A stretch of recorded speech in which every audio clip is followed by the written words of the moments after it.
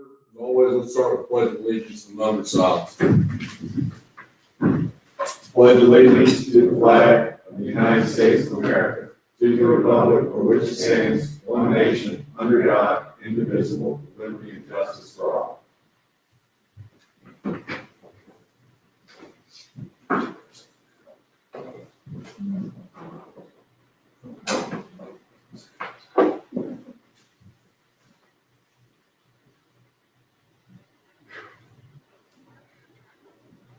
All right, thank you. We do have an agenda. We have an agenda in front of us. Anything we need to add to this agenda? Anybody have any impressions we want to go over? Just when it's on the agenda, we just want to clarify the request for a closed session. Oh, yeah, we do have a closed session. Probably not going to take super long. Everybody good? Nice. No.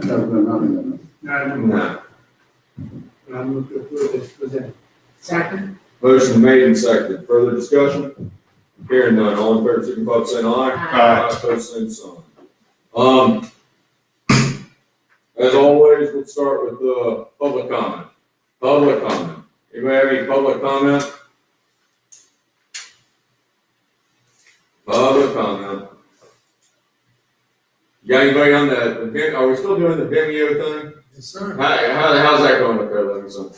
So far, nothing on GoTo, no chats. I think people are jumping on YouTube, but I don't see any chat. All right, well, if you got something, shoot one of us a text or try it some other way.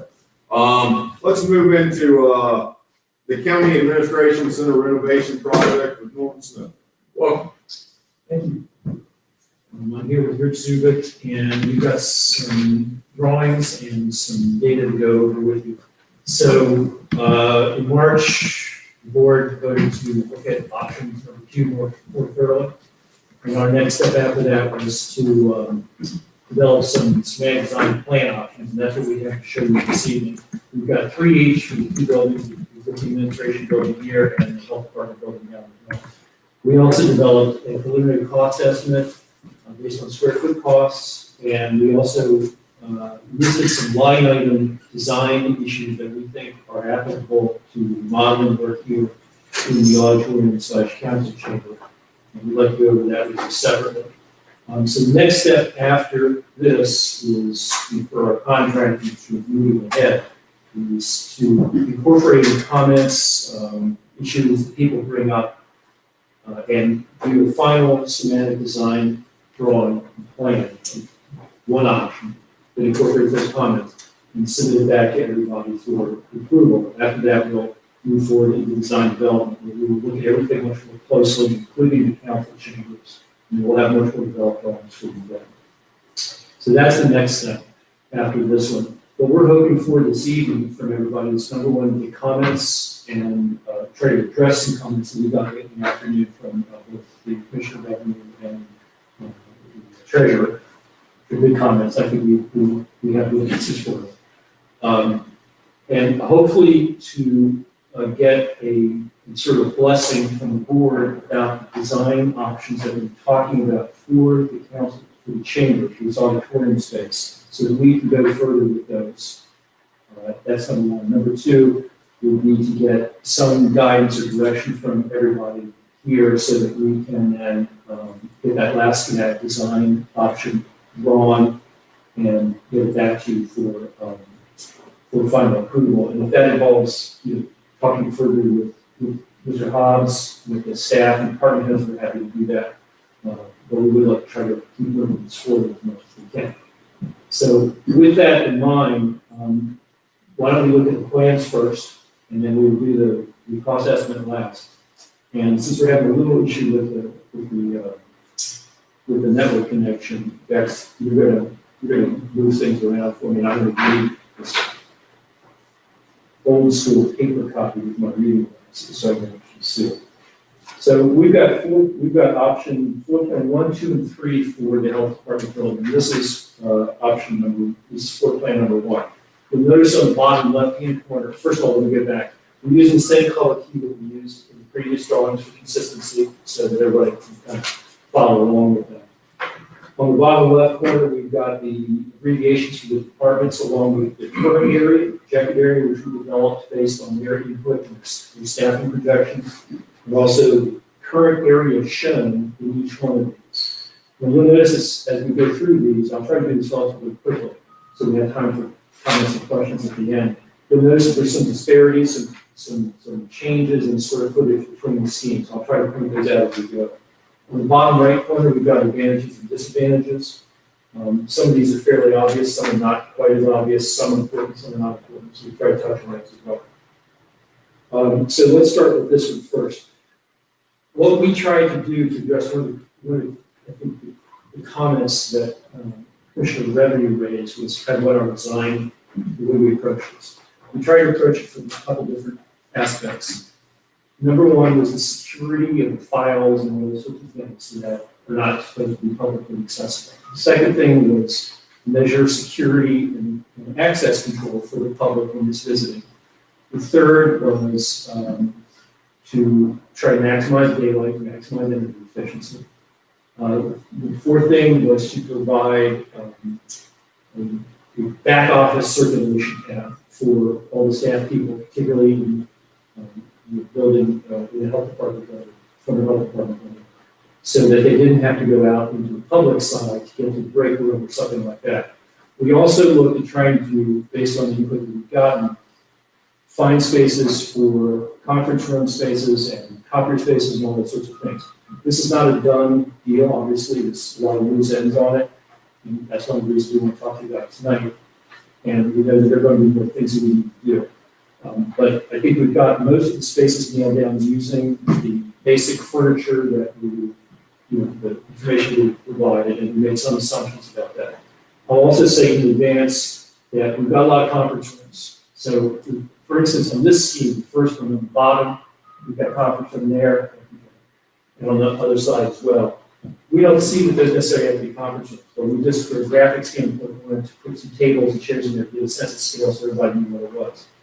We think ourselves, I think Rich, that it's a good idea to have a second space that can act as a small overflow conference room or alternate conference room area if that's necessary.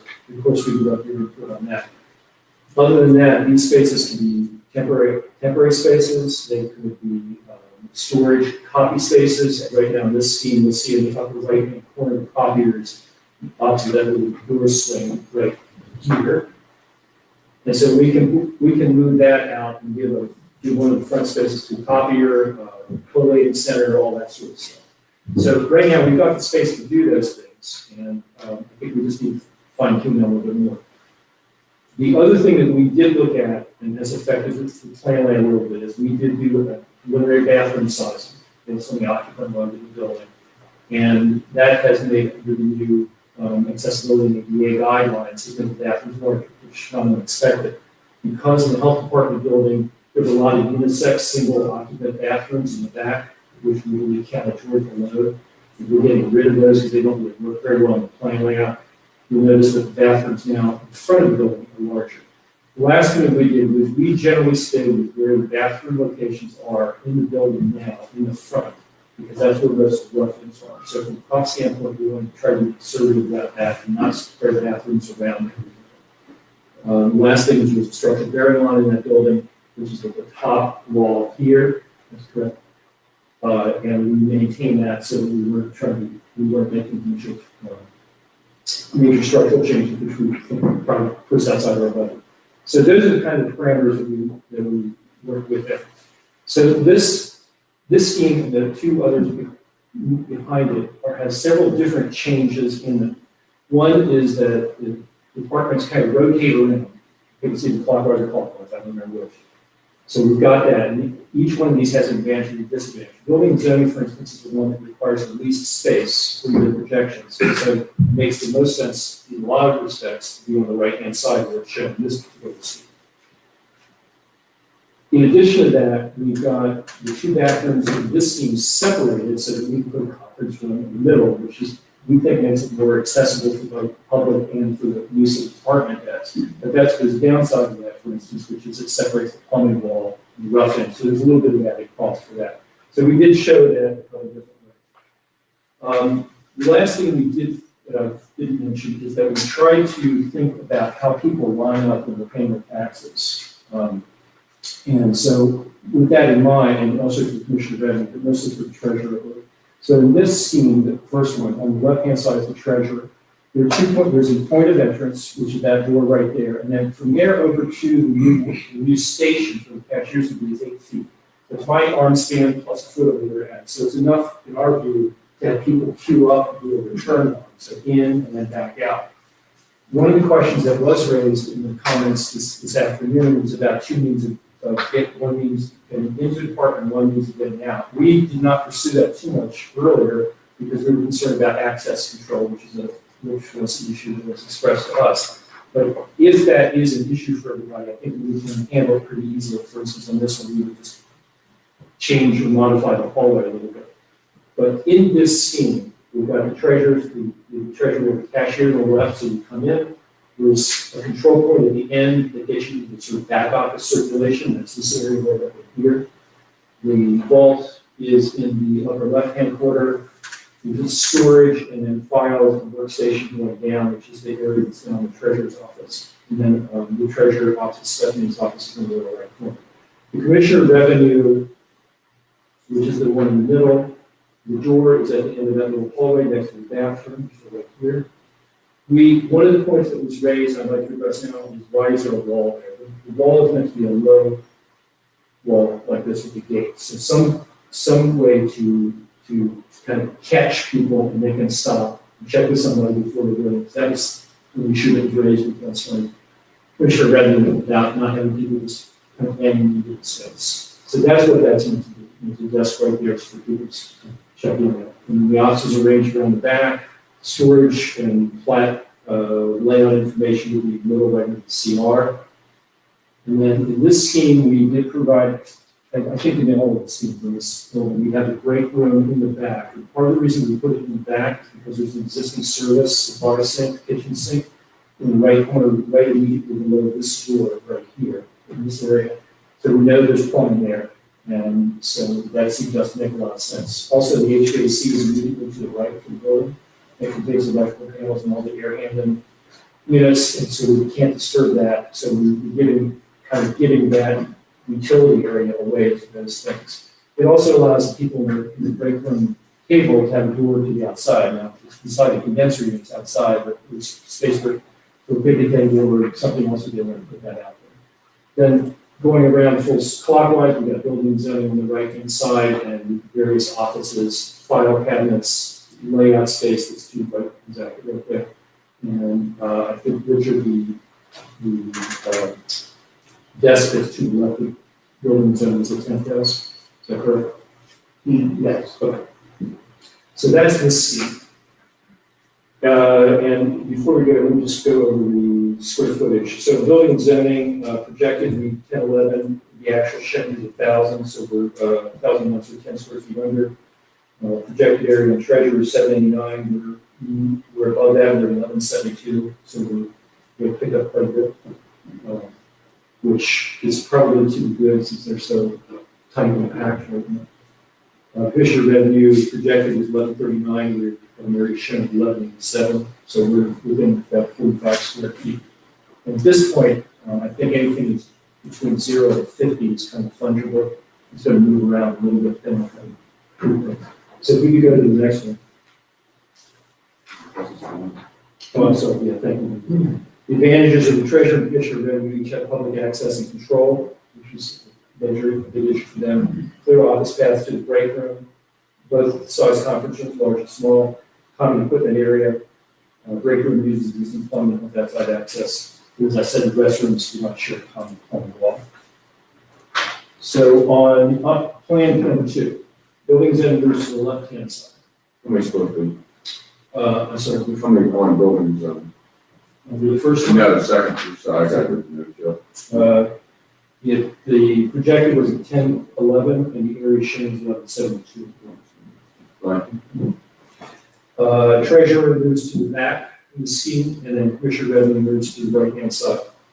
The bathrooms are paired together, the conference room moves to the right. And then access to building and zoning, treasurers are through the corridor to the left of the left bathroom, excuse me. You've got office involved in the back of the treasurer, building and zoning lays out essentially the same. We still have back office connection, the computers put in, so everybody can get through to the back in the break room. And then commissioner revenue is on the right-hand side, and their access control point is this area right here. Now, the one thing that is different on this is that this conference room, even though it's not in the lower right-hand corner, even though it's not made blue, could easily be brought into commissioner revenue space. So that's an advantage here, and that's given by having the conference bathrooms paired together and the conference room on the right, so that we have a hallway that we can dedicate to the commissioner revenue space. So just quickly in the projected area, building zoning, as I said, 1011, area shown 1172, so 61 square foot plus. Treasurer projected is 789, called 790, we're 1203, so they have plenty of space. Commissioner revenue projected 1139, they're a little tight right now as it's drawn, 1110, I should say a little down, but still well over the projected area. But if that lower conference room is including that, that's about another 120 square feet, so they would be accurate on that. Advantages, the same with the relationship between treasurer and commissioner revenue, same office paths to the break room, conference rooms is the same, common equipment the same. Break room uses existing plumbing with outside access, and again, that's the same issue.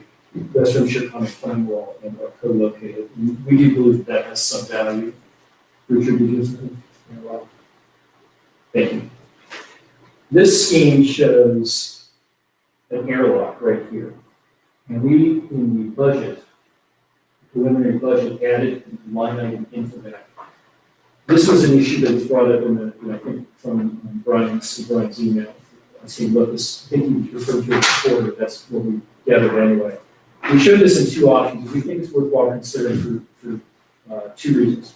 One is that right now, when you walk into that health department building space, the lobby is quite big, bigger and deeper than it needs to be. But now that we're putting a lot of stuff into it, it's getting a lot smaller. It's about 8 feet or so from the front door here, the existing front door, back to the bathroom wall. So it's me plus 2 feet. So that's okay, but it's not real gracious. In addition to that, it's a single door, and it leads into a lobby area that leads directly, albeit through doors, to an apartment. So we've had some heat loss, particularly in the winter, from people who are swimming back and forth. So since that's under a roof and it has a slab already, one possibility is to add another piece of storefront wall like it's there already, and just move it out there and condition that lightly so that it functions as an energy efficient airlock. So I think that would help control heat loss. Heat loss is probably not an issue. The heat loss in the winter time, particularly with back season, for instance, would be likely back and forth. Thanks for reminding me of that. So that's added to the footprint of the building. It is adding an exterior wall, but within the footprint of the roof. That gable, front gable goes out to the 4 columns that show in the bottom here. So we would still be underneath the roof. We would not be extending anything there. The only thing we would need to do is to top the slab and do some interior work. So I think it's definitely worth considering. Now, floor plan number 3. Everybody's moved around again. So commissioner revenues at the top, treasurers at the right, building zoning is at the left. Building zoning, I won't go over too much, because that's essentially the same thing. The layout pretty much always works for them because they have the least space, and it's kind of the least specific space, I think. Bathrooms and conference room are the same as the previous option. Commissioner of revenue and the treasurer both share a hallway on the right-hand side. The treasurer has 2 doors now. And the one in the back, that's this one in the back. It's meant for employees so that they can actually get into the back without having to go through the sort of more secure area in front. The office for the treasurer is in the upper right-hand corner where the windows are. Again, we have 8 foot plus for the queuing, the lineup area between the wall and the treasury, the cashier stations. And, let's see, I think a projected area for building and zoning, this one actually exceeds their projected area by quite a bit. And that's a function of the fact that they take this left-hand wing, which is a big wing that doesn't have the HVAC cut out of it, like it does on the right-hand side. So their 10 to 11 projected area is shown 1172. Treasurer was at now 1148, and projected is 790. Commissioner revenue was projected at 1139, and actual here at 1133. So a little bit shy, but not by much. Disadvantages: treasurer has less space than option number 2. Break room access is less generous. It's a little bit more circuitous to get in there. I should also mention that Commissioner revenue has the same access point right in here. So to get into Commissioner revenue, they need to go by this little wall area here. The same advantages that apply that were true with the other schemes applied here. Public access and control, office passing, break room, conference room, equipment area, the co-located bathrooms, and using the existing one. So we think that any one of these three schemes works. I think of all of them, the probably having building and zoning on the right-hand side is the most flexibility to the other two spaces, which require, the other two parts, which require more space and have more specific space needs in terms of storage and things like that. So let's go to the next drawing, which is. Don't want to talk about these before we move to the next building. I mean, I got it, let's talk, can we talk about these, Absolutely. that first building before we move to the second? Of course, what do y'all think? 1, 2, 3. Well, I like the second one because I like the idea of what Mr. Smith was talking about, those two conference rooms down in the front right there, that the Commissioner of Revenue could flow into that. And, you know, we have put on hold a position in building and zoning. At some point, that would come back up, and then they could 2 and 3 have that 5th desk or 5th office in building and zoning, which I think gotta be important. Mm-hmm. That's correct, yes. Right. The one thing I was looking at on number 2, though, there's number 2 that I like. Plus, that was the layout that was in the original, that's where we started. So I'd like to hear from Stephanie. So that was one of the options, but the conference room right there. Okay, so let's say the conference room is being used. So both of those doors are closed. What is that? So both of those doors are closed. Building and zoning to get to the break room now would traipse through the treasurer's office. That is correct, yeah. You see. I'm going to short circuit. Yeah, so we get it through here. Okay. And same thing through here. Yeah. So this, excuse me, that path is a little bit more circuitous. And that, having employees from other departments going through other departments was not an issue. Probably not, right? For any reason. Good, and we're not talking about 100 people, we're talking about, I mean, Yeah. the most we've got Yeah, in 10. in building and zoning, and they've got 4 or 5 people in Yeah. there. I mean, Stephanie's got 4 at her max, and then our Commissioner of Revenue only has 3, so I don't think it's a really big deal. Yeah. I was just, I don't like it when people come cruising through my office when I'm trying to get something done. Option- I was just, option throwing it 2, out. I think option 2 or 3. I like either one, it doesn't really make any difference. I mean, your comment about 3 and moving through kind of biases me a little bit. We all think of that. Is all of them? I like to. There you go. Kevin? I like to. Yeah, I'm good with 2. Is it the Commissioner of Revenue who would make the most regular use of a dedicated space to do, kind of, Brian's spoken about the function. Brian, is Brian on there?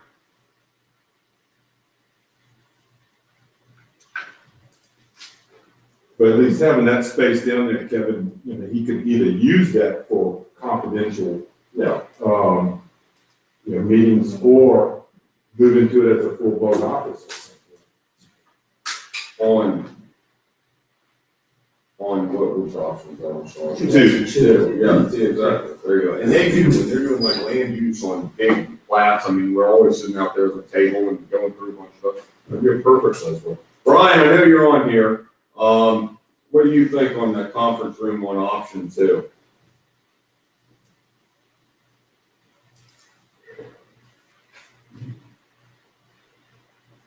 Stephanie, you got anything to say on this? Well, I mean, I'm fine with either 2 or 3. I think there could be some modifications to 2 that would maybe make things work even better, but we've been kind of playing with the drawings, but they're all 3 wonderful spaces, so it's just a matter of maybe tweaking them a little bit, modifying them a little. Hobbs and I were talking earlier, and I think that we can kind of pass, I'm talking about everybody on the board, as well. I think we can kind of pass kind of our blessing on moving forward on this, but isn't the idea that y'all go back and talk to employees next and just kind of curtail these a little bit more based on the options that we kind of sort of laid out? That's correct. Let's be creative, take our work. Yeah. Make it work in this case. I think that's what it is. What other questions, comments? Brian, yes. Hit the wrong button, press the one, there. I didn't quite hear your question before I accidentally hung up on, what was your question to me? We're looking at option 2 or option 3. The option 2 and 3, working on 2 screens here.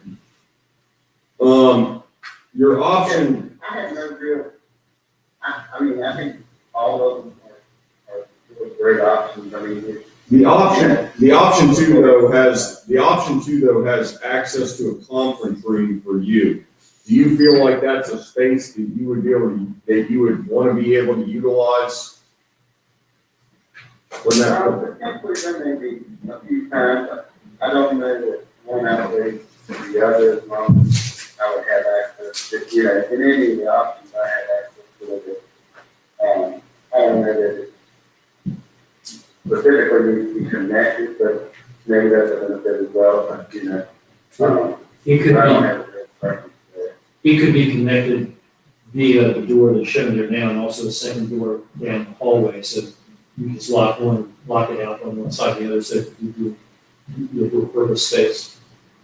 I like the idea of having a larger conference area and a smaller conference area. That's what it's anybody in the building. And so the fact that they don't really need to be devoted to a conference, both of those smaller ones need to be devoted to a conference. I think it's important. But a small conference room can be where a lot of stuff gets done. I mean, that's what it was in my day job. Back when I used to work with live people. And hopefully someday again. What do y'all think? You want to try to stick with option 2 loosely, and then let all of this wonderful staff kind of start working with? One quick question may have been answered, it may be fire marshal asked you. That larger conferencing space you feel, I see how many chairs you've got at the table, but is a space like that accommodates how many people? Typically? About 10. So would you feel that put chairs around the wall? Which, That's a possibility. I think to some extent, There's 2 egresses like that, which you feel too much people. Not thinking sometimes. I think that, You're probably gonna be more worried about the other building, because I'm thinking budget workshops right, and things like that. But we don't need this usually. and in the other schemes for here, we do have a conference room that's larger. that would accommodate more people, I think, and more chairs along the side and along the back too. So that's why we thought, well, we didn't say specifically that this conference room here does not need to be as large, but needs to be large enough to accommodate generally anticipated number of people. All right, option two, we're all fairly loose on that. Please, let's go to the next one. Thank you.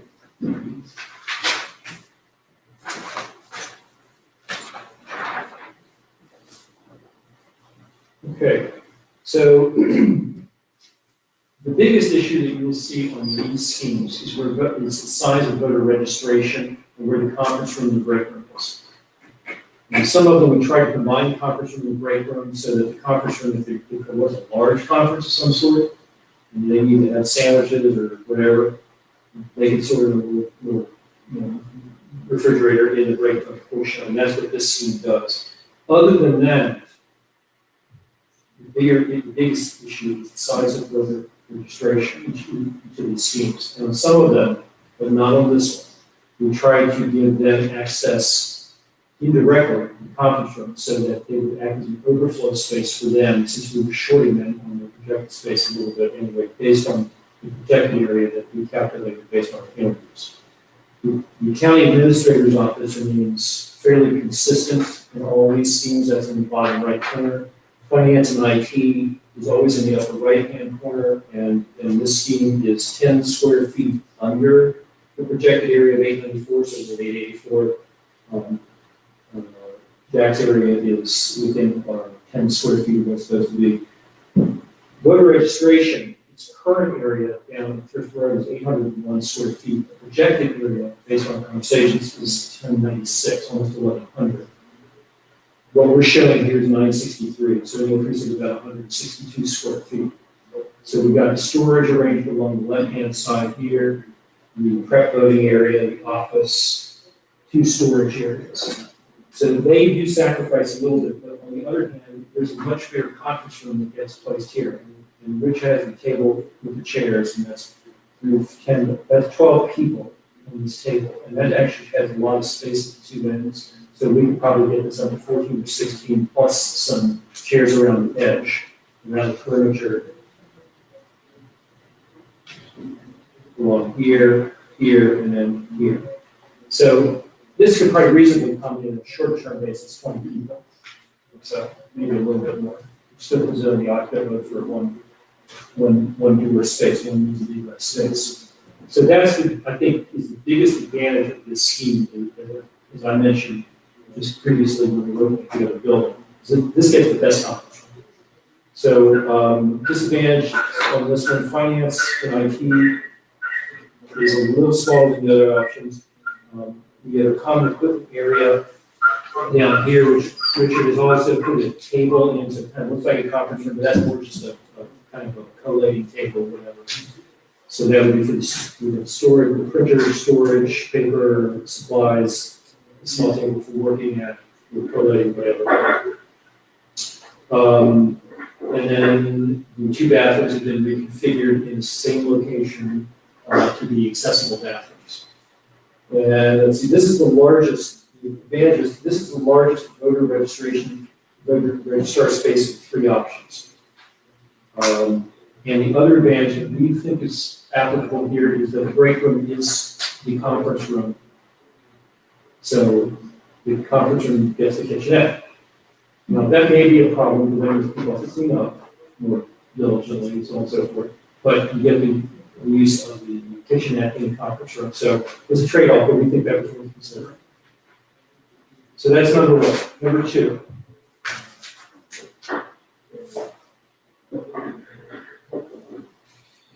Voter registration gets squeezed in this one, with all due respect to them. But they have storage along the left-hand side, which is this side here.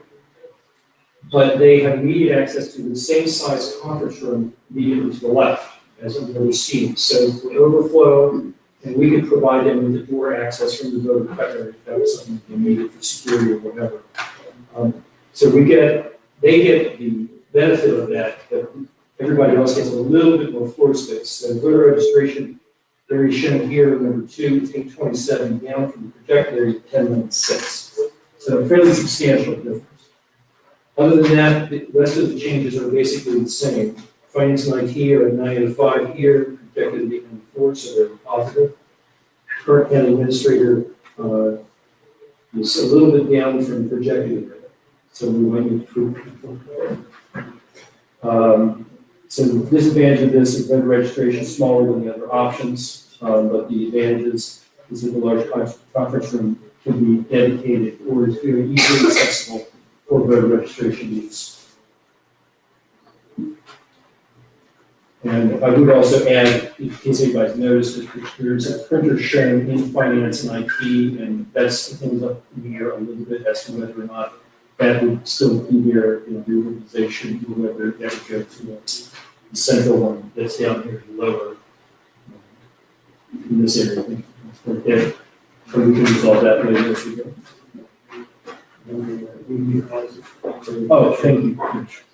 Yeah, Rich pointed out that in this scheme, we found some space, hopefully IT will like this, some space for IT and AV equipment in that space behind this wall, and then shared with some other storage space here for the conference room. So by giving a little bit for voter registration, the conference room remains large. We get some additional storage space here, some additional storage space for the conference room as well. The break room in this scheme is right here, and the location is right here. So this is probably the smallest version of the room. Yeah, it's about the smallest version of any of this. So that's number 2. The last one, number 3. The conference room and the break room are arranged along the hallway, so they're accessible for everybody. And we would see this as being connected, so the kitchenette could be used for the conference room, it could also be closed off. So the conference room gets the benefit of having the kitchenette next to it, but you don't have to worry about cleaning up after yourself quite so much. Voter registration is fairly large, but it's still less than projected area. 924, 1096 projected from that area shown 924. So they're 170 square feet down. Finance and IT is within 10 square feet of the projected area. County administrator is within 10 feet of the projected area as well. And I know Jack mentioned to us I think yesterday about the possibility of having a door control somewhere, yes, right there with the border fountain shown up here, so that some parts of this will have some measure of control. And that seems pretty reasonable. We can get that into the plans as we move forward. So the advantage of the shared equipment room has meeting area, that's the one in the bottom right, that's typical for all of them. The break room is separate from the conference room, but it can be used by both. The bathrooms are the same as everything else. The conference room disadvantage, the biggest one here is the conference room is a little small.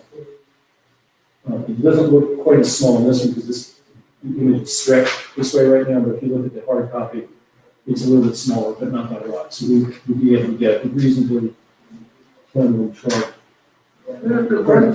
probably 16 feet. Yes. Where's the patch panels and the demarc for all the data coming into the building and the termination place where everything's gonna end up being connected to our switching gear, firewalls, routers? We had assumed that it would be down in this space here, but that's a good question, and I don't have a good answer for you. We definitely need to have a patch panel somewhere centrally located, Okay. as close as we can to the middle of the building, so we're not pulling long runs all the way across the building when we need to. And we would be doing the data infrastructure at the time of remodeling. At that point, That's what we're we assuming. would tally the amount of data connections we're going to need, Right. and then determine where we're going to put the patch panel and things of that nature. Yeah. Because it's going to need to be in not a huge area, but it will need to be in a secured area that we can close the door and have enough room to get in and move around. But it's like an electrical room, you need 3 feet clear, and then the actual space for the panels and all this network. Yeah, that should be fine. So if we were looking at somewhere around 3 feet plus 2 feet or so, 6 feet long, so 5 by 6 by 30 square feet or so. That would do it. I mean, there won't be any servers in there. it'll just be networking gear. And like I said, all the telephone and networking, a place to terminate any kind of data coming into that building. Okay, and just quick question, does it actually need to be in the center of the building? It doesn't have to be, but, Okay. it's more centralized unless that you're spending money to run extra long run. Right, I understand. Okay, we'll find it, we'll make sure. Of course, you got 360 feet on a Cat 6 run, as far as you can go. Right before you have to start using. Okay, we'll make a point of getting that space in the next, as soon as we move to the next phase. So I think that's it for these three options. Can we bring up the, you wanted? Yeah, let's go. I'm just gonna say it just in detail. I like option 3. But I have a modification. I want to pull the conference room where it's at and put it back where it's supposed to be and squunch the voter registrar over. That makes sense? Where we want to put the conference room? As in 2? Yeah. Oh, there it is. Use this very much. Option, yeah, go back to option 3. Right there, put it back over here, give them this space, move this wall, move all this over. Conference room, having a big conference room next to this room is a good thing. Voter registrar doesn't need that much space. They have 1 employee and they do a couple elections a year, 2 employees, got it. So, just so I understand, how is that different from plan? It doesn't give finance more space on option 3 than option 2. Let's.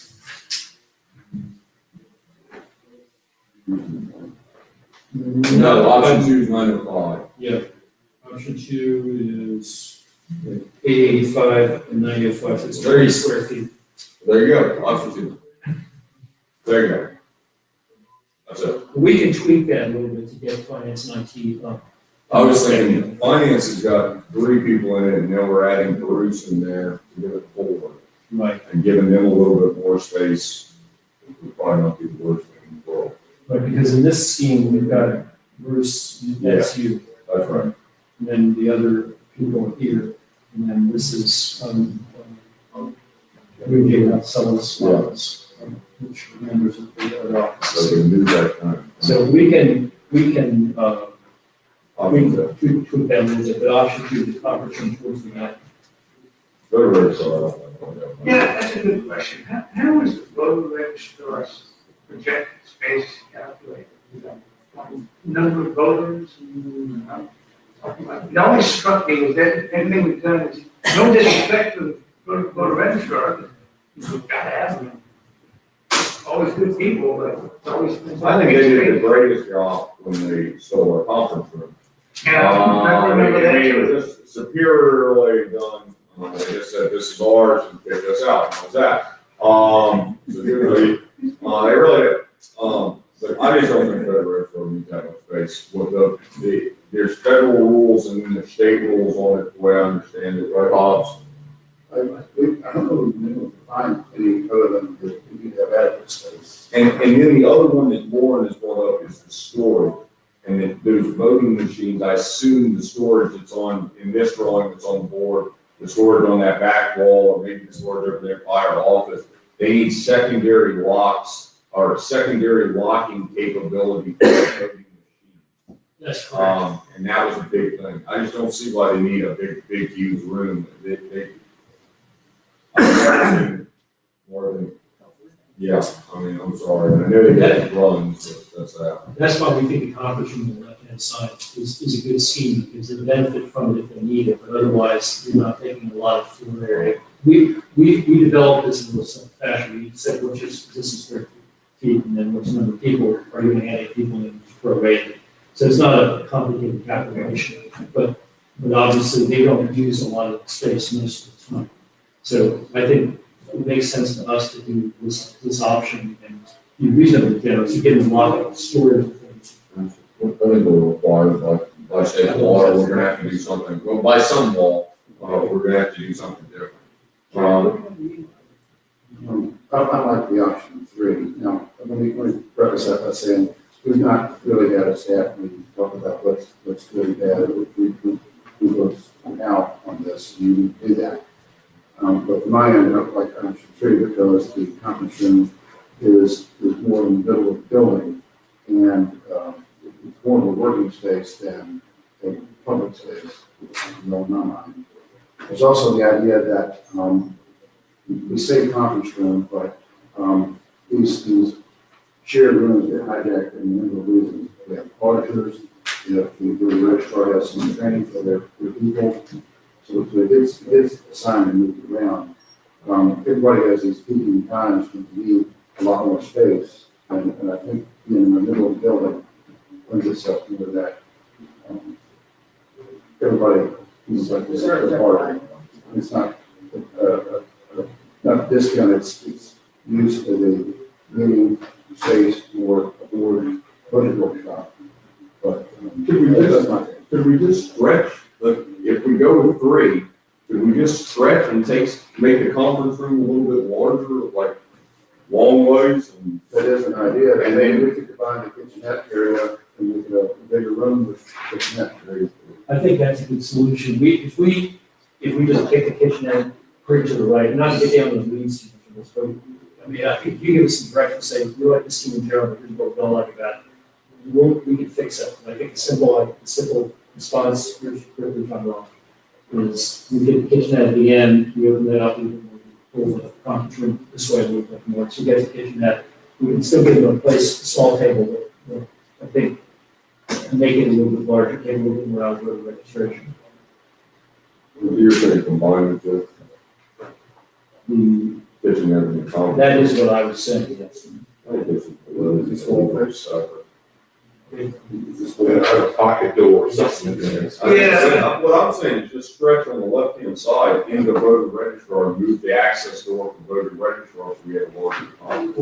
We can do that too, that's. And leave the kitchenette just on the basis that people think to have a break room for people to eat lunch or whatever they do in there. And voter registrar is going to have space, and Hobbs's point is very, very good. And then your other comment, the earliest comment, about putting a door somewhere next to the patio, right where your cursor is. It seems real good. Especially since you have a door down on the other hallway. What do you think, Paul? Bill, Sounds good. so option 3, we stretch the conference room a little bit. 3, yeah, that's 3, that's all right. Anybody else got anything on this? Sorry, you got anything? No? What do you think? All right, 3-ish, 2-ish on the first one. We're moving right along. Let's go to the cost.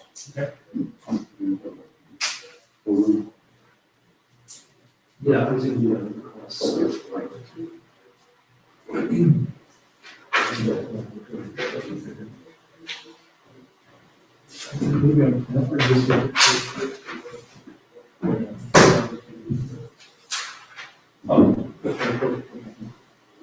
So what we did is, we used some preliminary pricing based on square footage cost and also on some line item costing for the council chamber for the auditorium. So the first line across GSF, that's square feet by square foot, for 10, the square foot is 5202. We're using figure of 95, which is based on like the general life construction number. We'll try to fine tune these numbers a little bit more as we go. And that results in 494,000. Administration, this building was smaller, same square foot cost, 364. And then in this space, we broke this out separately because we don't think square foot costs. The square foot costs are notoriously negative. Just a kind of a snapshot, but they're not super accurate. But here, we're going to be working, we would propose to be working within the shell of the space, doing things, not to make it bigger or anything, but we'd love to try to improve it. So what we try to do is to come up with some numbers and some ideas for you to consider. And get your blessing to pursue this further. So the first thing is we see it. So UACT, acoustic ceiling tile. And we attach the area and the unit square foot cost. We try to use the higher end costs based on publicly available information. New carpet, of course, new lighting, replace in place. So by that, I mean with the new ACT ceiling, we can put in new registers, new diffusers, because these are old, they're very contaminated. We'll be using new LED lighting, but generally in the same location as it is now. And also that means that we're now proposing to drop the ceiling lot. And we might want to do that a little bit as we look at the acoustics a bit more. But we wouldn't be doing a bunch of fancy stuff like Sydney Opera House or something, Kennedy Center, things like that. Because honestly, they're more expensive. And if we find that we can, we will do that. But we want to try to be conservative going into this and not get too far out in front of ourselves.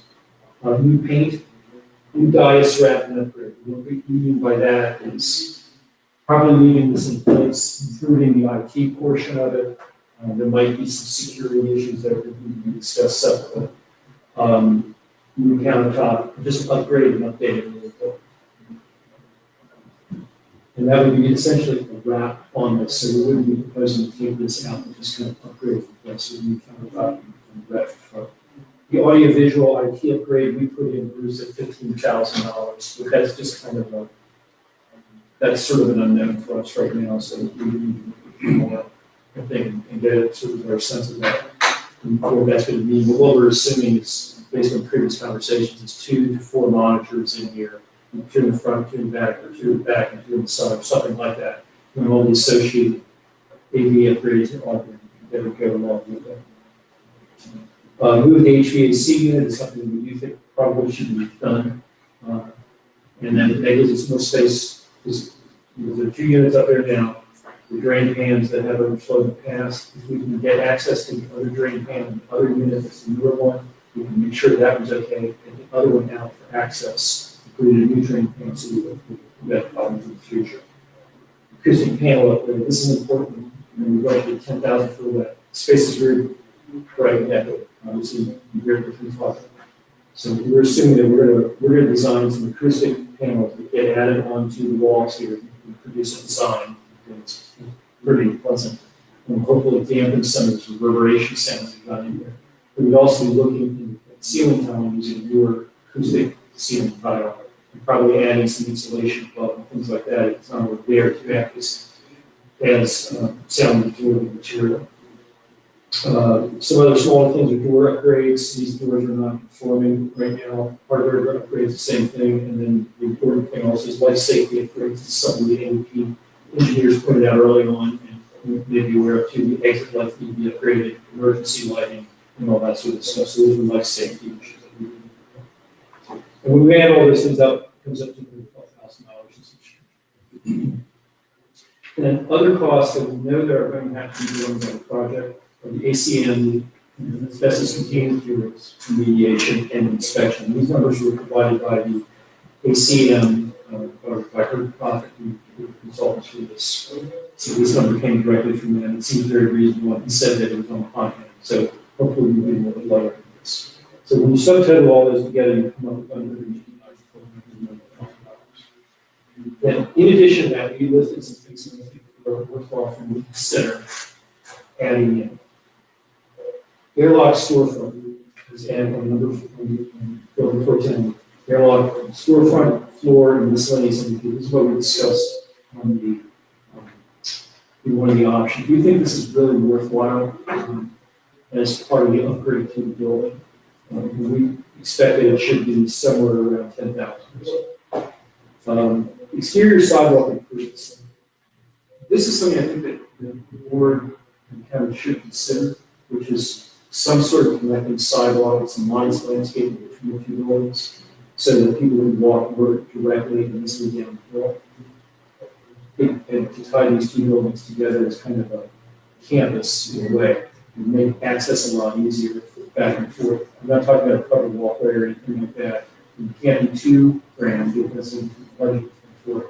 But I think it is worth considering. And so we put in a figure on that for that of $12,480, which is basically $12 a square foot for sidewalk that requires some modest rebuilding. New council seating something to consider also, $14,000. That's a unit cost of $52 plus $350.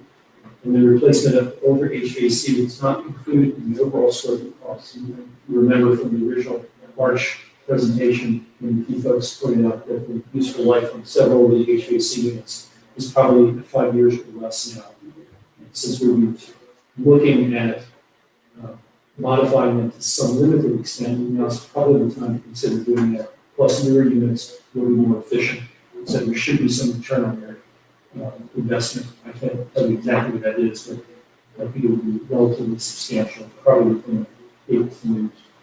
They also use it in the refrigerator, which is obviously accessible and less expensive. So, getting back to the long-term chamber costs, we think these are all good ideas that should be pursued, and we would like to be able to do that as part of the design development phase, and show you more developed drawings, elevation, the interior, where our specific ideas are. We want to make sure that we talk to you about it first, and give you some kind of order of magnitude on these.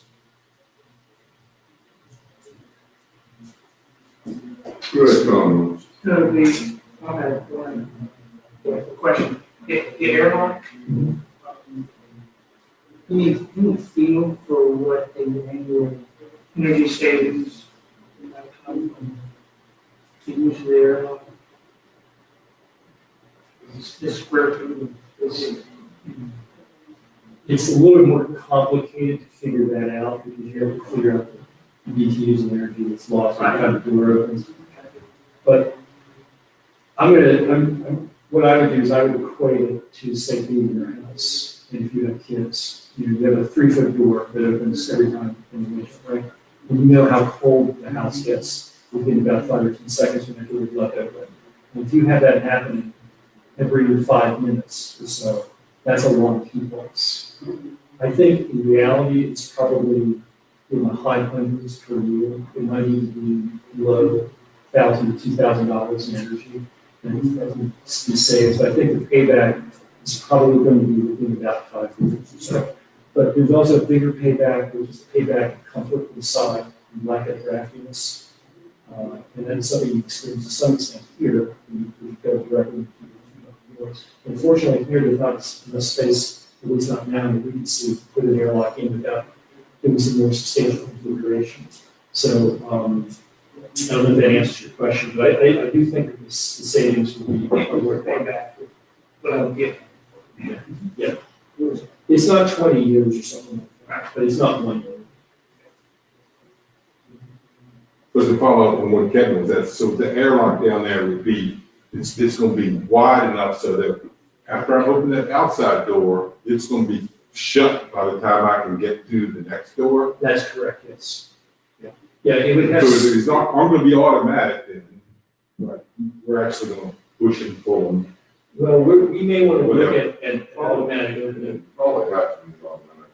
Yeah, because of the accessibility. Yeah. Like the schools have and all that. Those doors better shut real quick. Well, there are a lot of requirements for the doors in series like that, so we'll look at that more closely, but I think probably both of those doors will need to be automatic openers because of the accessibility issues, as you pointed out. But those can be timed also so that they don't go together, which would defeat the purpose of it. Right. Yeah, so, no, I completely agree. Inside, I said, look fast with you. Yeah. That's all we've done. Yeah, I got a couple. Yeah, well, you never go there. So I guess, let's see, new council seating, I'm just gonna write it, I know, when you went over that. Is that talking about replacing all That's these correct, seats? We'll The, be invited to sit with them now. no, I kinda like those seats, but, they got the little desk thing on them and everything. The back wall back there, we talking about parsing that, and painting the county seal on it. Is it, you know what I mean? Yeah, I'm sorry, I did not touch on that, I beg your pardon, the wall upgrade behind the dais. What we're thinking about generally is that there's a pattern of acoustic panels that go around, like you see courtrooms and some of the auditoriums and things like that. When it gets to the back, it might turn into wood paneling or something in which we frame the seal, and we also do the monitors nestled into that. So it looks like it's kind of organized set of paneling that goes around the outside of this. Solves the problem. Acoustics gets the monitors into a home or something like that. It can take a lot of different forms. We need to actually design it. But conceptually, that's kind of what we're thinking about. So. I mean, I'm just, the Dias wrap, I don't know. I look at some of the other county's facilities and I think we got it pretty good in here. If we make it too fancy, I'm gonna have to start wearing a tie or something. It's not that I'm gonna have to think about the Dias wrap. The sidewalk between the buildings. People probably won't mind walking down there, but they're not gonna wanna walk back up. They're gonna drive down there. I can guarantee you that. Yeah, I think that's, I think that is true. But if we ramp it, though, to some sense it's relatively shallow, gradients, I think anything that really icy, even whether non-disabled people probably wouldn't be disadvantaged by doing that. I think there is also kind of a symbolic connection between the two buildings. So they're not just two independent structures, but they form part of this sort of campus of what buildings is the middle of the county. Yeah. Yes, I mean, I really need to think a lot more about the Dias wrap, the council seating, the sidewalk. I just need to, that's what, we total all those up and then you're talking, I didn't write them all down, 1836, 40-some thousand bucks. I don't know. I've always thought we had a pretty nice auditorium in here, but that's just me. I do think that there's one other side of this, is that chances are we're probably not going to do the dang thing. One shot at Yes, it. for another 40 years. That's the way we do it. New ceiling tile in here should be done. New lighting should be done. Some tech upgrades probably wouldn't hurt. I think these microphones are like symbolic at this point. And whatever this is over here, who knows? Dias and stuff like that, I mean, some sound dampening panels on these exterior walls, that may help a little bit. The majority of people tell us the opposite in here and say they really can't hear us. And that's kind of a bummer of the whole thing. Can you put together drawings that have some of this stuff and then we can kind of pull it forward if we need to? That would be very There you go. All right, well, all very good things to consider, so thank you for that. well. Not everything has to be done. Right. It's not that. So this is very subjective, and one of the things I came out with early on with all these architects is, this is just like the county's doing. So there is the space that we need extra attention, it's this space here. And it's not to dump it on the board, but this, y'all own this space much more than you do some other office. So I would ask you to focus on this space because the rest of us work on other areas and we're definitely very bored on this one. So put some thought into it. Would point out too that, now we're in this new mode of videoing meetings. We're going to video meetings and put them on a website and we're going to live forever. A nicer space would show well. Sorry about your time. So, Mr. Smith, how low will the ceiling come? Well, we have a limitation because of the window end heights on these two ends, so we wouldn't want to come down. I think when I still want to do that, but look the window up into that, so I think that's probably going to set it by default. We've also got some more HVAC issues here that we can look at. Yeah. I actually like it. I think that's the way the meeting room should be. I mean, you go in the War Memorial Building into that courtroom there, it always seems like you're kind of peeking out, kind of looking up at people, huh? And the ceiling's so low anyway. I like that. But I think that part of part of the idea of the paneling and all that is to help set a more human data line in here.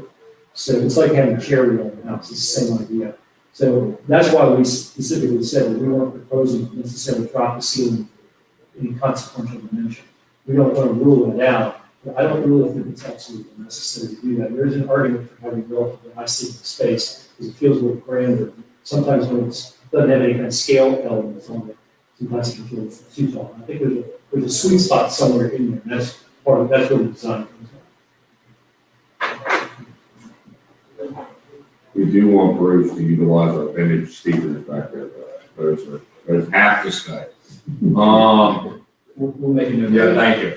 There's some beauties. What? There's some beauties. Oh, yeah, they're classic. What other questions do we have for these fine gentlemen? Anything else? No, Pop, sorry, go please. Yes. Who is this? Yeah, Lauren. Yeah.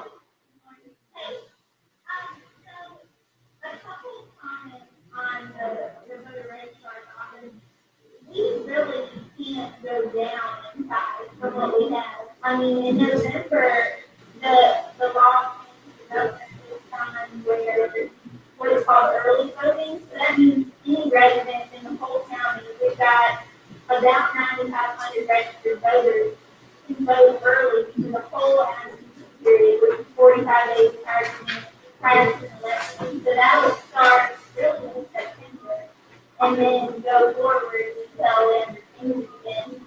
But like this year's thing, we had 4 elections, so that was 180 days of absentee voting that were open to the public and need a large convention to fight for that. And then it was extended 2 weeks because all this running out of stuff, which is unusual, but basically 200 days of absentee voting in a fiscal year. And we've got a big bringing around for sit and place that is not, it's opening the county up for lawsuits. But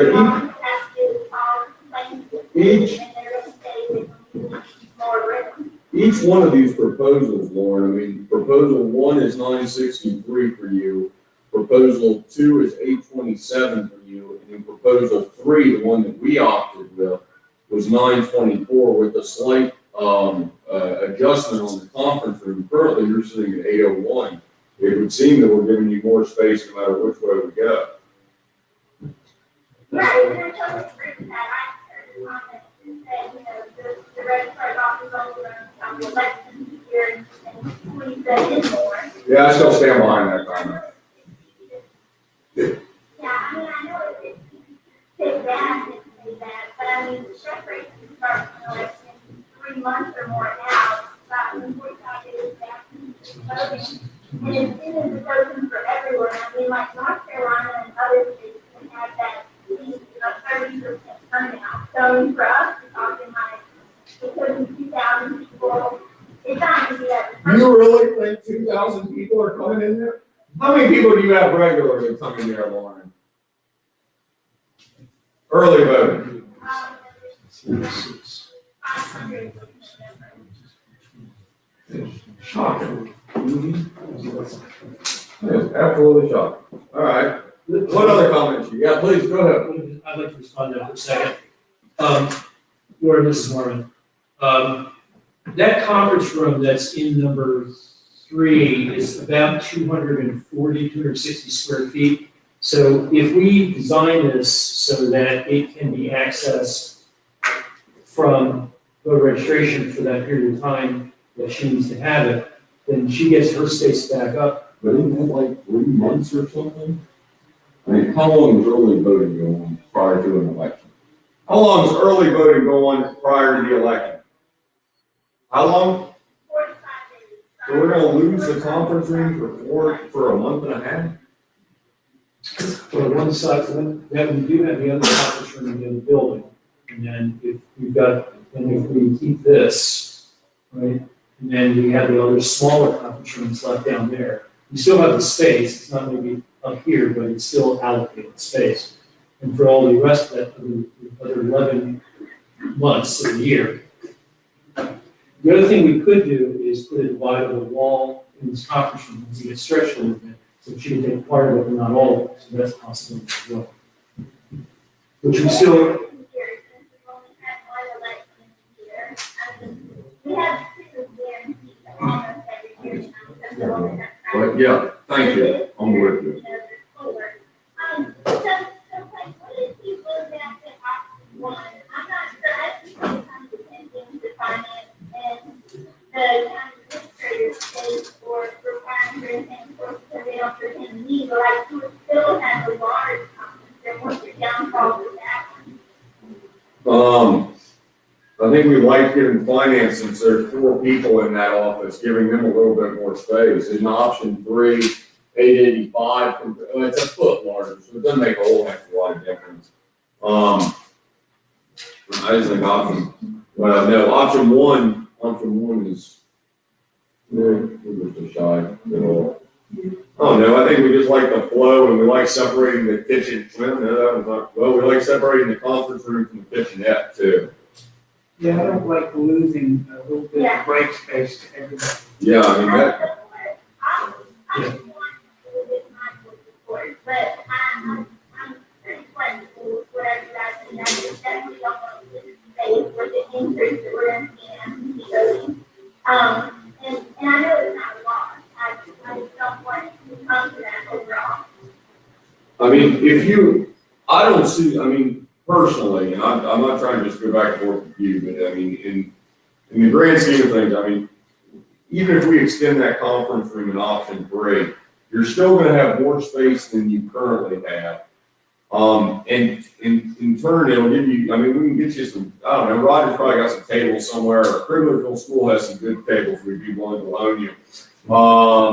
I mean, there's still gonna be an area there, and you won't really actually need our conference room. I mean, that is the whole goal on the last go round when Ms. Eames took our conference room from us, was that you needed more space.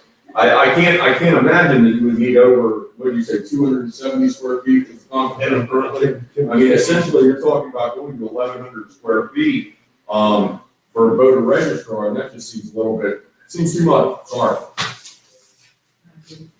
Yeah, so the conference is really one to utilize things out and more. And that's why I know the one just so the storage conference.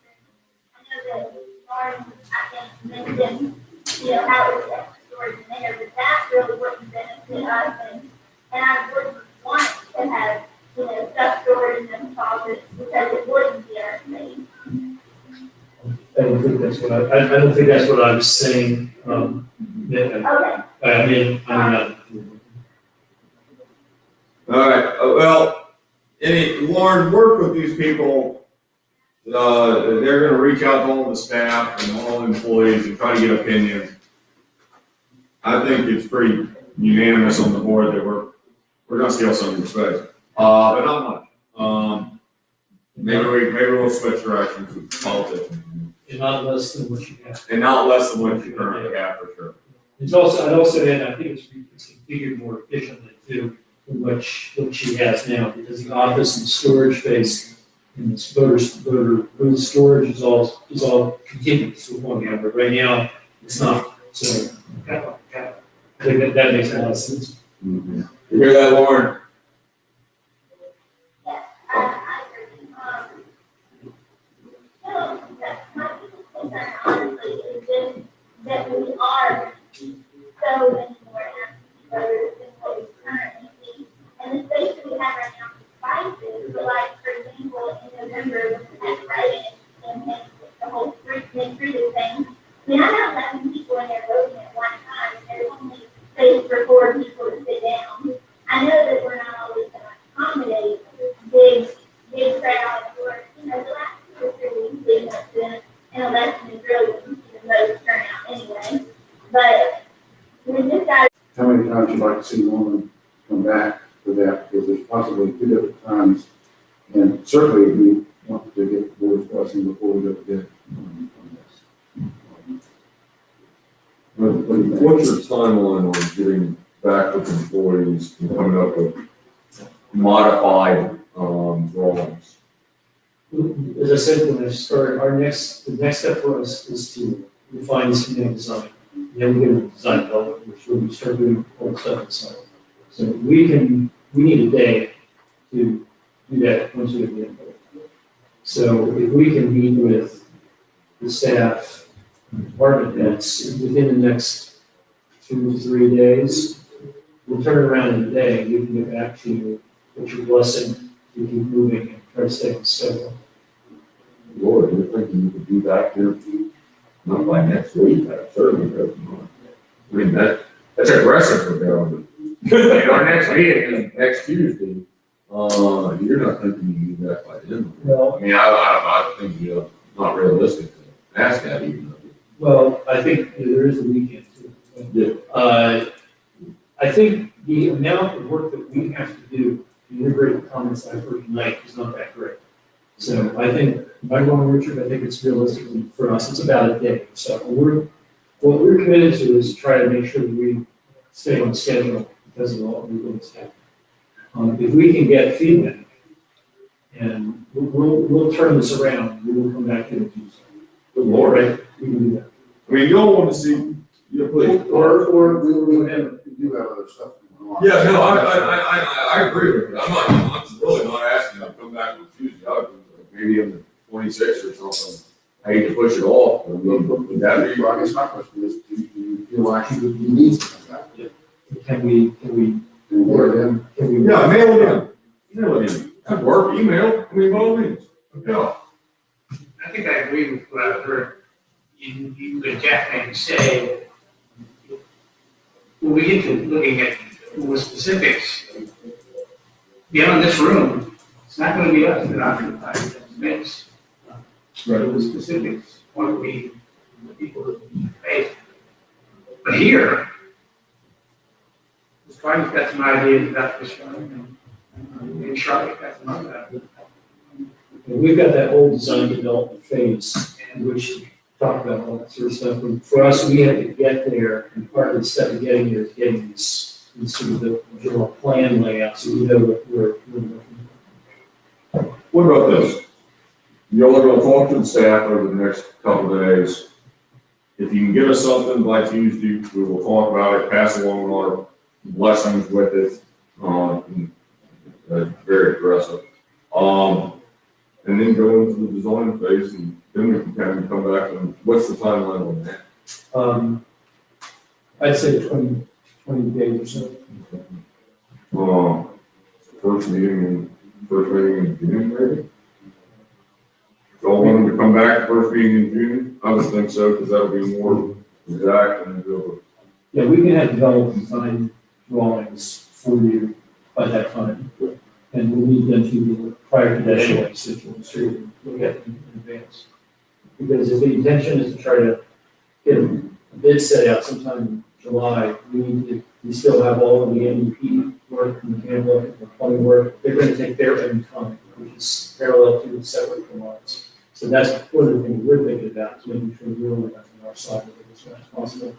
We'll have delays from that. All done. Sound realistic? Very good. Very good. Yep. We'll chat to you and do that. Thank you all very much. Okay, thank you all very much, appreciate it. All right. Is there anything I need to do on this? Yes, sir, I'll take care of that.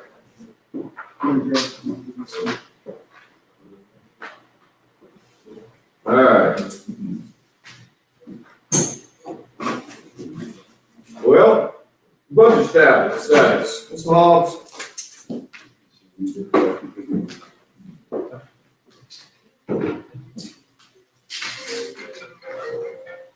Oh, yeah, pretty good.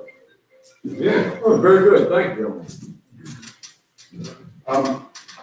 Want to have just a quick talk about budget. We are on track to have a budget resolution before the board on Tuesday.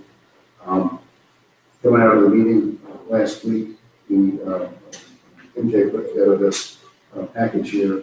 It's in your agenda package, I understand. There's a series of things that are adjustments to the advertised budget. So this is in summary, late breaking thing is we got word that the state is not going to be sending us as much money for the constitutional officers to the comp board at develop, and so that's we're down $27,409 there. But everything else I believe has been discussed. Just want to make sure that everybody's aware that this is what we have. If we don't have anything else to put in the mix when it comes to the budget resolution next week. If you do have anything, please let us know so we can work on that. Don't be stuck with trying to get that together. We need to have the budget resolution for Who has comments, thoughts, real on this? Yeah, Mr. Chairman, Jack, I looked this over, I recognized, the items that on this summary. I would like to make sure I understand, it looks like, so the total use of the fund balance is gonna be the addition of that 319,965 plus 342,219. Right? That number and that number, that's the sum of those two is what we're using out of fund balance, right? Yeah, and now we're gonna have to add 27,9 for the comp board too, right?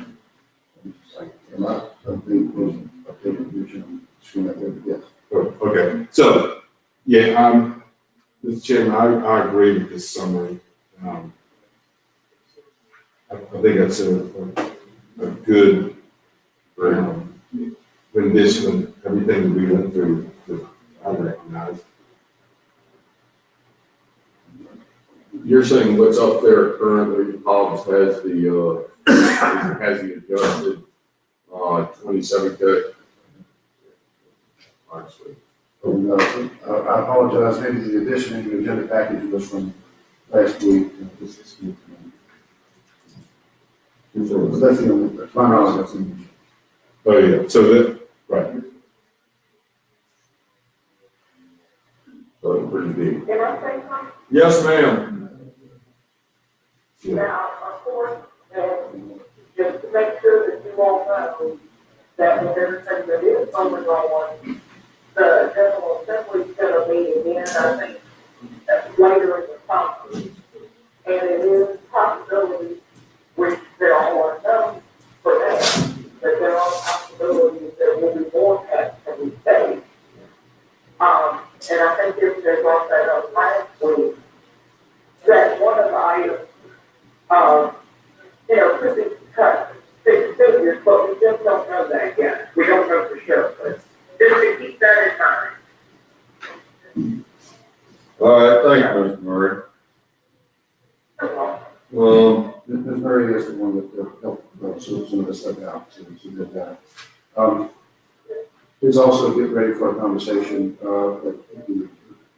next week or the meeting after when it comes to how much money we actually got appropriated on this, and to keep up this idea that we are trying to project lower revenues, higher expenses in a questionable way. The idea would be to come back in the fall and make that adjustments again. Yeah, I had some comments about that here. Yes, ma'am. I have a lot of concerns about trying to do anything less than a 10-year appropriation, both from an accuracy point of view. The one thing you want to avoid is putting yourself in a position where you actually run out of appropriations. You want to hear, You haven't appropriated them to actually pay your bills. You want to do a biannual appropriation like we did last year, correct, MJ? Well, we need to be really careful about how we do that, and I don't want to underestimate the amount, or have you underestimate the amount of work involved in actually trying to figure out, of our $20-some million budget, how much of that actually gets expended between July and December, because it is not divided by 2. No, we're extremely front-loaded on some of our contributions, correct? So just contributions. Yeah. Debt service. Yeah. Some of the departments have large expenditures that come at certain points in time. And we would have to really go through all of those numbers and look at it. And what we normally have done in the past with the school board is we always try to do that second appropriation in November. But that's tough for us because you guys only have one board meeting in November, you know, because of Thanksgiving. So what you would have, I would not want to push the second half appropriation beyond the beginning of November. Now I've got another problem, which is that budget is thousands of line items long. And I would have to talk to RDA and see if they can provide me with a way of loading the budget in half. Because right now, literally, it would take days to key in. You would be doubling or tripling the amount of time that I normally take to get numbers into the system if I could. Is that a potential, is that a potential option is that an option that RDA can give us? I would like to ask them if they could maybe build us something where we could upload. We don't currently have that capability, but they may be able to do some fix for us where on a one-time basis, I could give them basically an Excel file that they could upload it into RDA. Okay. I don't know if they can do that. No, I might as well ask. I'm sorry? Might as well ask. Right, we have to pay them to do that. Yeah. But it's just, I'm just putting it out there that, I definitely don't recommend trying to do less than 6 months at a time. Yeah. Yes, ma'am. What other comments you have, MJ? I don't really have any. Okay. All right. All right. Anybody got any comments for MJ? No, nothing other than, I understand from her meeting last time, MJ, that, you said you had problem doing cash flow, so that would make anything less than 6 months biannual trouble. So that's,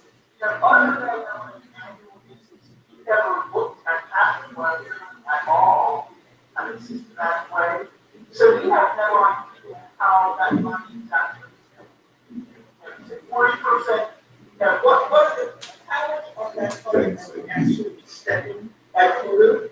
I have no idea. Nobody's never asked me to look at that before. all right. Cardi's gonna come see you, MJ. Okay. Yes, there you go. All right. Further comments on this list? Moving forward. Everybody's good with this? Everybody's shaking their head in unison, so we're supposed to be doing something. Next. And you can take it up tonight or you can find it till Tuesday. We had a little problem with the administrative fee resolution passed. We picked up 4 things we asked you to adjust, and one is the septic permit fee that was apparently been in our policy for a good long while. Seems that we don't issue septic permits, so there's no need for that. We asked for the idea of the ENS bond, we clarified to say that's for single-family dwellings. There's a plan to do agreement to move a plan, which is allowed, so that would be a fee for that. The actual ENS bond, I understand, is spelled out in the county's ENS ordinance. So that's not particularly in this point. The other 2 areas relate to this idea of square footage and permit fees based on that. So for y'all, that's good. So, sorry about that. Everybody, the splitters area, But everybody's good on this. Why don't we go, we probably should just go ahead and make a motion, and then we can go through this and be done with it. Okay, well, Mr. Chairman, I move that we approve resolution 2020-13 as amended. Second. Motion made and seconded. Further discussion? Hearing none, all in favor, signify by saying aye. Aye. Aye, pose same sign. All right. Thank you for that. Apologize for the confusion. Radio tower, Mr. Hobbs. Yes, just wanted to follow up on the conversation from the last meeting. Mr. Gordon got with Mr. Yao, and apparently they found a dwelling property owner. Preliminary indications are the site will work. The issue is that it won't be a redundant site. So the way the tower system is arranged is each tower connects to two different towers, so there's a ring. If any one link from tower to tower breaks down, there's another path for the signals to go through. That's the problem out in the upland area in general. The site that they have is what they call a spur, and so if there's any breakdown in length between the other towers and this one, the radio system will work out there. So that's the chances of that are slim. We know this is public safety stuff, and so that's the decision. Move forward with that. There is a possibility that they could connect with fiber optic or something that goes on, so it's not a microwave path for redundancy. If that makes sense. So some success on that. It's looking good. But once we clear that decision, so far as that's made, we'll need to bear down on what I call getting rights to these four different tower sites, and that's the Blue Ridge is pretty much squared away. We need to nail down the access to use the beautiful Rod Tower site, the REC Tower on Blakey Ridge, and then in this site, the Huge River. Yeah. Right, so he's very, Pretty good news, but we're not quite good at that. That makes sense. seems very receptive. Anyway, you have questions on this? Next, Mr. Hobbs, tell us what the floodplain map and ordinance update. Timetable. You asked for a timetable and put one in your package, but just want to walk through that. The big thing is there's all this internal stuff with the Department of Conservation, Recreation, county attorney, employees that work out of this building in terms of getting a proposal solidified, get it very good. The goal is to work through all that, have a staged hearing on August 5, and adopt it pretty quick, so we will be ready to go on the actual deadline for September 15th. So in broad strokes, that's the time we're moving now. Would point out that just today, the planning commission agreed to have its meetings at 5:30 on the first Wednesday of the month.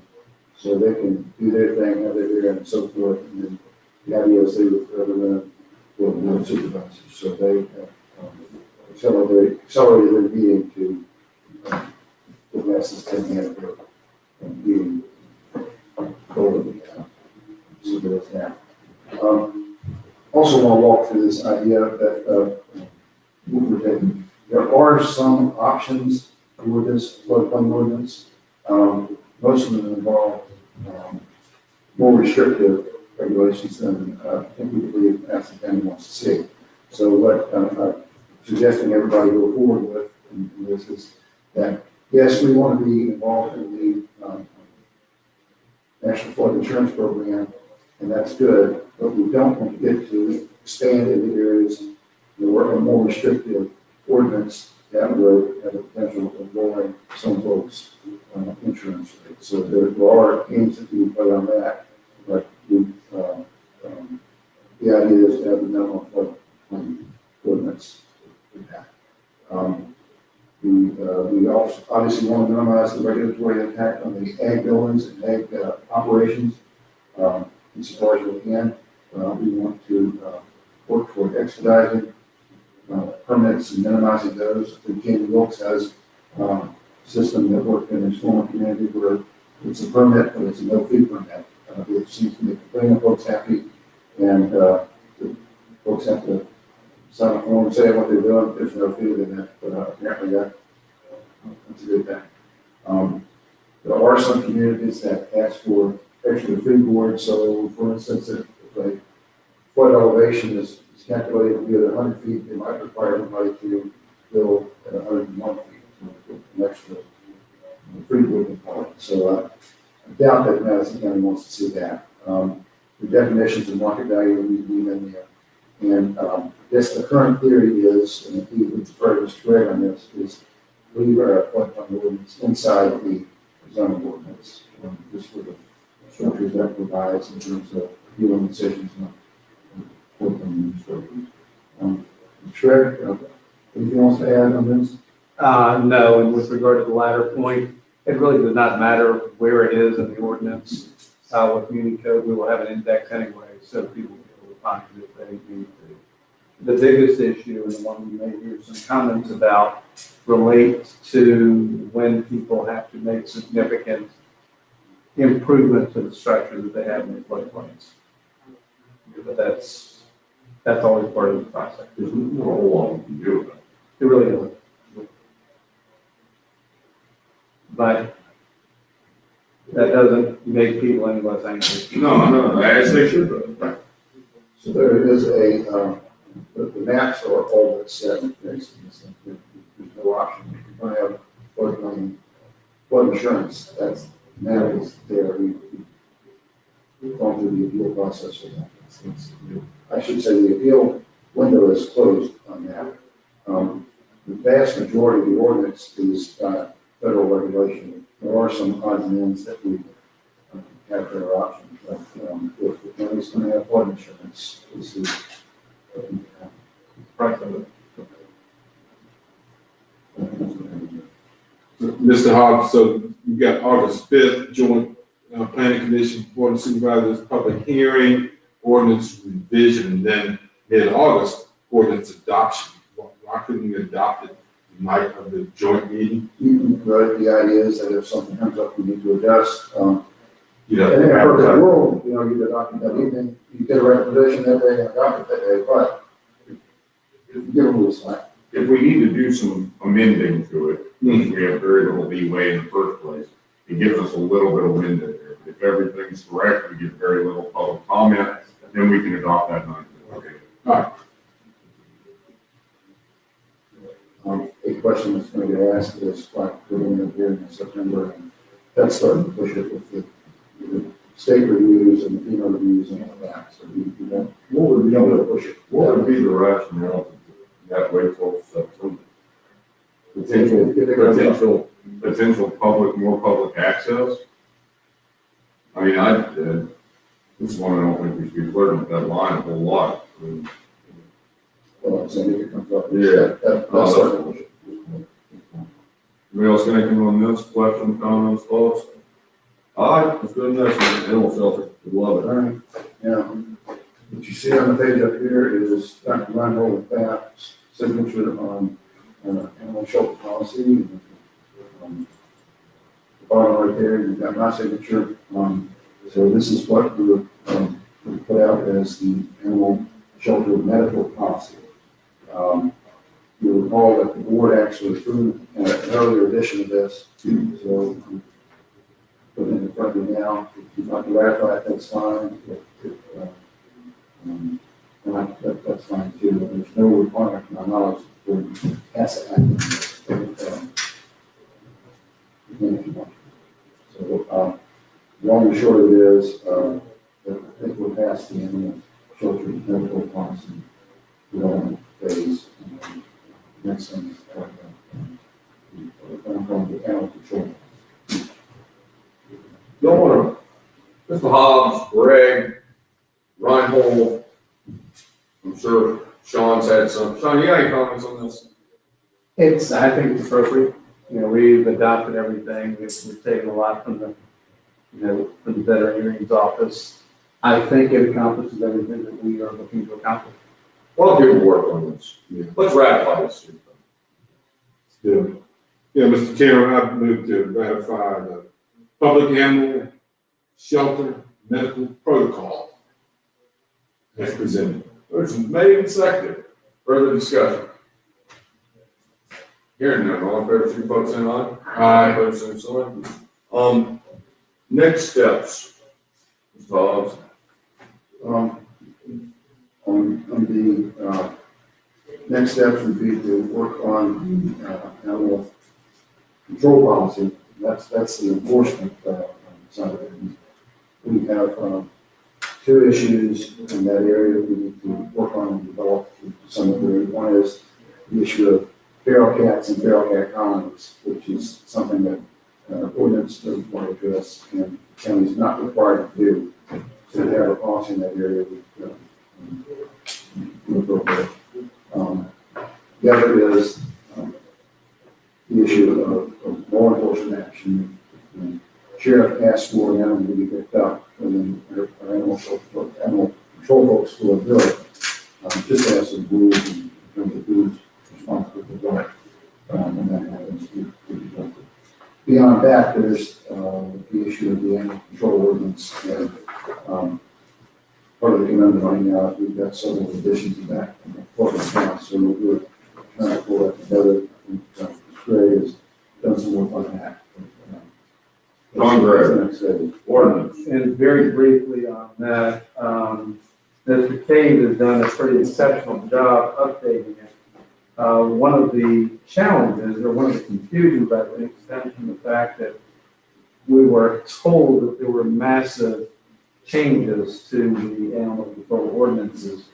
I went through them actually in the last 3 days, and most of them have to do with the fact that the state went from, they readopted the animal and fowl provisions of the state code. So rather than it being 3.1, it's now 3.2. I have gone through and made all of the changes, basically updating our ordinance. The only thing substantive, I think, relates to compensation for animals that are attacked. It has gone from $500 to $750 for certain animals. And the price that you get per fowl or per chicken remains at $10. But otherwise, it remains, and this is in 6-124, that is what has been set. Otherwise, I believe we would be in a position to approve the modifications of this ordinance at the next regular meeting. Opposed to public hearing. Post public hearing. Yeah, of course. And I do not anticipate there being a lot of controversy. So if we have a public hearing coming up with regard to other issues, it might be appropriate to Lump it in. What about the two that you specified, Bob, on the feral cat colonies and the sheriff, if he requires it, would that also need to be added to that ordinance? I guess it's a matter of style, and I have to take it perspective, but I think the rule is that it doesn't have to be in the ordinance. Perfect. Or more of a policy. Yep. Before, now, this cave would react to the playbook there. It's more of an operation. That an ordinance would be enforced. What about the operation side of the shelter? What about that policy? I know that's what it is. Work on that. Sure. There you go. That's great. Do we have questions on the animal control ordinances or any of this? We're slowly trudging along, making improvements every step. I think it's great.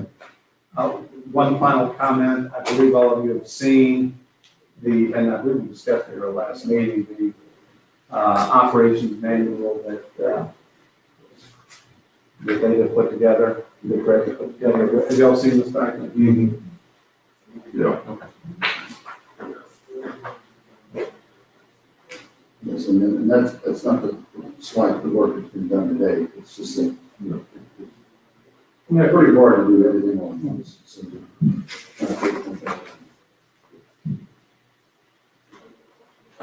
All right. What else do we have this evening? Any information and correspondence? We do have a closed session. Let's go, anybody else got anything? Let's go back to public comment. Public comment. I hope the go-to-meeting thing is better. I've been playing with it. Hopefully it sounds better. No, you got any public comment back there? Things going pretty well? That's the way to go. Anything, Bruce? No public comment. All right, well, architects will be in touch with everybody that needs to know, and we can go from there. And so Ms. Lau, I hear that they're coming in to see you all and do some improvements on the courthouse pretty promptly as well. So, that's good. We do need to go into closed session. That's where we're at. Anybody have anything? Yes, ma'am. Yes, ma'am. There you go. I move that the board convene in a closed session pursuant to Virginia Code Section 2.2-3711A29 for discussion on the award of potential contracts involving expenditures of public funds to support an expansion of the Madison County Emergency Medical Services into Greene County. Where the discussion is an open session, where discussion in an open session may adversely affect the bargaining position or negotiating strategy of the board. Second. Motion's made and seconded. Further discussion? Hearing none. All in favor, signify by saying aye. Aye. Opposed, same sign. Now in closed session. Thank you, everybody, for joining us. Hearing none. All in favor, signify by saying aye. Aye. Opposed, same sign. I move to certify by roll call vote that on the matters lawfully exempted from open meeting requirements pursuant to Virginia Code Sections 2.2-3711A7, only matters that were identified in the motion to convene in a closed session were heard, discussed, or considered in the closed session. Motion's made and seconded. Further discussion? Hearing none. Ms. Hoffman? Aye. Mr. McGee? Aye. Mr. Gallo? Aye. Chair votes aye, and Ms. Foster isn't present. Back in open session and certified. Any other business this evening? Let's play with the board. Adjourn. Second. Motion made, second. Further discussion? Hearing none, all in favor, signify by saying aye. Aye. Opposed, same sign. Thank you all.